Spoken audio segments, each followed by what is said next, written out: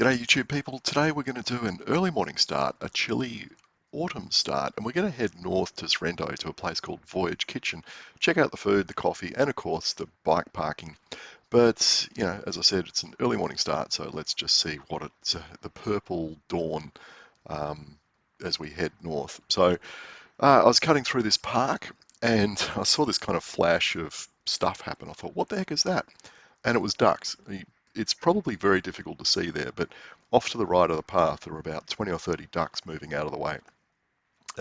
Anyway, here we are on the path heading north from City Beach, and it's a pretty good path, nice and wide like this most of the way along. It just goes for miles and miles, except in a couple of places they've put in these bollards to slow down the cyclists and I guess these days scooter riders. So you can see how far we rode up the beach. Yeah, it was a beautiful morning for it.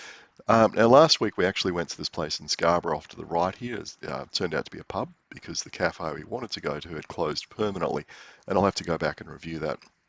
Now, for those of you familiar with the Bay Run, yeah, this path is very much the same, and I'm told that this was very, very light traffic for this path. It's immensely popular, and whether when the weather's warmer or later in the day, cyclists really have to stick to the road, unfortunately, because there are just so many people walking, running, out with the dogs, prams, all that kind of stuff on this shared path that it just becomes impossible to ride on it. And I think that's why there's also a bit of cyclic footage from this section of road of close passes from drivers. Probably get upset saying, you got a shared path over there, why aren't you on the path? Well, because it's full of people. Not on this particular morning, of course. It was, pretty empty, but it can just be mayhem. Now, over on the right there, you might see that scaffolding tower. I've seen a number of them pop up around Perth where the real estate agents want to show off what it's going to look like from the penthouse. Okay, now we had two choice. Well, actually, only had one choice here. There's a cafe there called White Salt, but it's more of a kind of pub slash cafe. It wasn't open in the morning. Maybe it might be open for lunch. But here we are at Voyage Kitchen, and you can see a scooter rider and a cyclist go past there as we pulled in. A couple of cyclists sitting out here in the cold.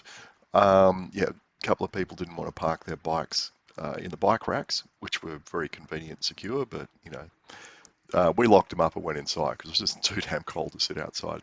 This place is absolutely ginormous. It didn't look that big from the outside, but it must seat a couple hundred people. I was absolutely gobsmacked at how large it was.